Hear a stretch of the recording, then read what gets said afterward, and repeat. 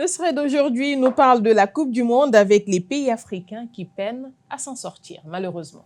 Malheureusement, Amina, ils étaient 9 équipes à s'être qualifiées pour les 16e de finale de cette Coupe du Monde sur un tournoi de 48 équipes, ce qui est quand même historique, un progrès indéniable du football africain. Il s'agissait du Sénégal, du Maroc, de la Côte d'Ivoire, du Ghana, de l'Algérie, de l'Égypte, de la RDC, de l'Afrique du Sud et du Cap-Vert. 9 lions qui arrivent aux portes de ces finales de Coupe du Monde, de 16e de finale de Coupe du Monde. Et puis en quelques jours, tout semble s'écrouler avec une série d'éliminations. Comment en est-on arrivé là? C'est là que ça fait mal, Amina. Parce que ce n'est pas l'Afrique qui a été dominée. L'Afrique a bien commencé, ils ont bien joué, mais ils terminent souvent très mal. Prenons l'exemple du match RDC-Angleterre. Les Léopards ouvrent le score, ils jouent bien, ils se créent des occasions. Mais puis Harry Kane se réveille et renverse la vapeur 2-1. Et à la 86e minute, s'il vous plaît, retenez bien cette minute parce que c'est très important pour ce qui va suivre. Il y a également l'Afrique du Sud contre le Canada, un seul but marqué dans les arrêts de jeu. La Côte d'Ivoire contre la Norvège. Ah ça, quand même, la Côte d'Ivoire, c'était trop... Ça a fait très mal. Les éléphants ont eu des occasions, ils ont bien joué eux aussi. Et puis la Norvège qui finit par faire marquer leur deuxième but à la 86e minute. 2 buts à 1. De 86 dans cette Coupe du Monde. Exactement. Et pour terminer, le match qui nous a fait le plus mal, le Sénégal contre la Belgique, on menait 2-0. On se voyait tous déjà en 8e de finale. Et pourtant, à la 86e minute, Lukaku inscrit le but. Et puis finalement, Tielemans, dans les dernières minutes du temps réglementaire, vient égaliser. Et puis, en toute fin de prolongation, sur un penalty, on nous élimine carrément de cette Coupe du Monde. Et c'est loin d'être une coïncidence. Je crois que c'est une série de choses qu'on a rappelé tout à l'heure avec Diagne, qui ont fait en sorte que ces équipes africaines n'ont pas pu se qualifier en 8e de finale. Moi, je parle plutôt d'un problème structurel. Déjà, il y a une femme sur le plateau qui connaît très bien le football. Je sais que tu es amatrice. Comment tu l'as vécu, cette défaite du Sénégal? Moi, déjà, dès qu'on a marqué, quand notre adversaire a marqué le premier but, là, j'ai cessé de regarder le match. Moi, je parlais, en fait, d'humiliation. Excusez-moi, c'est un mot fort. Parce que ça faisait mal quand même de dominer d'abord le match, parce que le Sénégal a très bien joué. J'ai beaucoup crié quand Ismaïla Sarr a marqué son but. Je pense que tout le monde était heureux à ce moment-là. Mais quand même, voir un changement de situation à la dernière minute, c'est que l'équipe adverse a compris quand même il y avait quelques failles. Elle a su jouer sur ça, raison pour laquelle on a profité malheureusement. Voilà, finalement, les joueurs ont dominé et marqué et gagné le match, parce que, in fine, qu'est-ce qu'on retient? Qui a gagné le match, c'est pas qui a bien joué. Donc, remonter quand même à la 86e minute. 3 buts, c'était pas...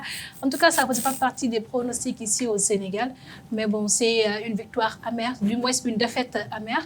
Donc, on attend maintenant de voir quels seront les changements qui seront effectués, parce qu'on a vu la sortie de Pape Gueye qui boude carrément actuellement à l'équipe nationale. On a vu d'autres sorties concernant tout ce qui s'est passé en interne et en externe. Maintenant, on va voir quelles seront les décisions qui seront prises, parce qu'on ne mérite pas ça quand même. On est champion d'Afrique, on s'attendait à aller très loin dans cette compétition-là. Il y a beaucoup de conclusions à en tirer.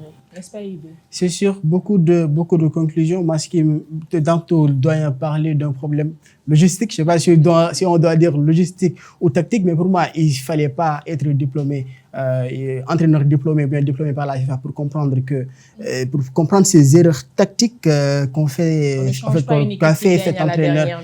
Pape Thiaw, on mène à la 86e minute.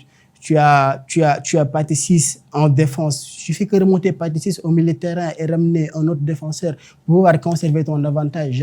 Sortir Sadio Mané. Et sortir Sadio Mané. Alors qu'il y a... le propriétaire de l'équipe nationale n'est pas aisé. Et c'est dur. C'est exactement ça. Et je pense qu'on doit aller surtout vers ça, vers cette responsabilisation en fait, des sélectionneurs, pour qu'il n'y ait pas de complexe vis-à-vis de ces soi-disant cadres-là, parce que Rudy Garcia, il a sorti De Bruyne, il a sorti le jeune, comment il s'appelle, l'attaquant belge, là, Doku.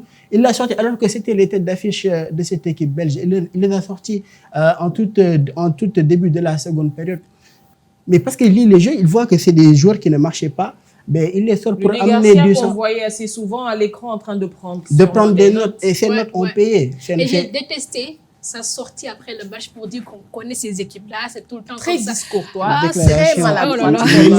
Ça fait encore plus mal. J'aurais Limite tenu les raciste. mêmes propos, d'autres l'auraient tenu. C'est juste dans l'émotion, il était soulagé, donc il a perdu juste des analystes et peut-être même, c'est des propos qu'il a tenus et il l'a rectifié après. Par la Parce suite. que tout le monde lui a sauté dessus.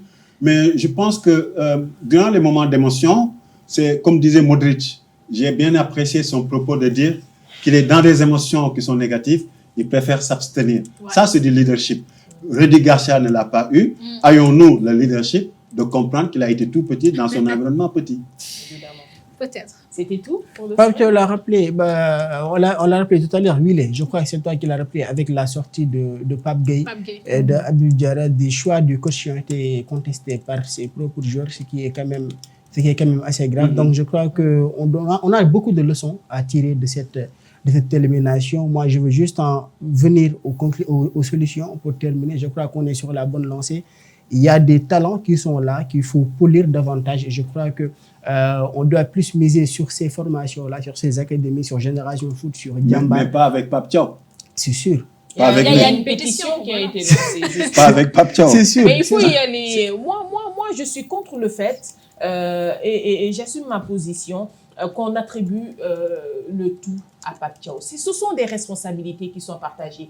Autant le ministère, autant la fédération, autant l'entraînement, le cadre, le staff technique. Tout le monde a sa part de responsabilité. Ça serait quand même lâche de tout attribuer à Pape Thiaw. Parce que je vais vous dire une chose, avec beaucoup de respect, même Dieu ne pouvait pas faire le remplacement. Même moi, même personne dans ce monde, il y avait un seul qui pouvait le faire. C'est Pape Thiaw. Donc, quand on parle d'assumer, il faut comprendre qu'il est exclusivement, unique, le seul dans ce monde qui pouvait faire le remplacement et il l'a effectué. N'a-t-il pas changé Sadio Mané? Non, il ne l'a pas fait au moment qu'il fallait. Qui est responsable? C'est lui. Ni mon père, ni ma mère. Tant qu'on n'assume pas comme ça, qu'on le sanctionne ouvertement, que les futurs dirigeants sachent qu'en termes de gouvernance, en termes de process, ce ne sont pas des émotions. Ce sont des systèmes qui sont mis en place pour de la performance. Il n'y a que l'acteur qui peut faillir. Il a failli, qu'il quitte. Comment il s'appelle? Ciao. En espagnol ou en italien, on dit quoi? Ciao. Ciao, ciao. Et il va. Il rentre chez lui. Il a une maison. Qui rentre chez lui. C'est violent, c'est violent. Mais parce qu'il a été violent, Vas-y. il faut qu'on soit à la hauteur. Qui rentre chez lui? Pape Thiaw. Qui rentre chez lui? Pape Thiaw. Qui rentre chez lui? Je vais dire ça. C'est bien sérieux, on continue avec les solutions. Ben, miser encore une fois sur ces académies de formation-là, mais également des solutions par rapport à la fédération, parce que c'est quand même pas professionnel ce qui s'est passé. On ne va pas revenir sur les détails, sur ce qu'on avait dit tout à l'heure, mais il y a eu plein de problèmes avec la fédération. Je crois qu'il y a des réglages qu'il faut faire au niveau de cette fédération-là. Mais également, mieux convaincre ces binationaux-là. On est sur la bonne voie. Ils commencent de plus en plus à opter pour leur sélection d'origine, pour les sélections africaines. Et je crois qu'il faut aussi continuer sur cette lancée, essayer de mieux convaincre ces binationaux-là de revenir, en cas de choisir les équipes africaines comme sélection. Je crois qu'avec tous ces éléments-là, si on essaie d'harmoniser ça, ça nous permettra un peu de sortir de cet éternel échec-là, de sortir des 16e et quarts de finale.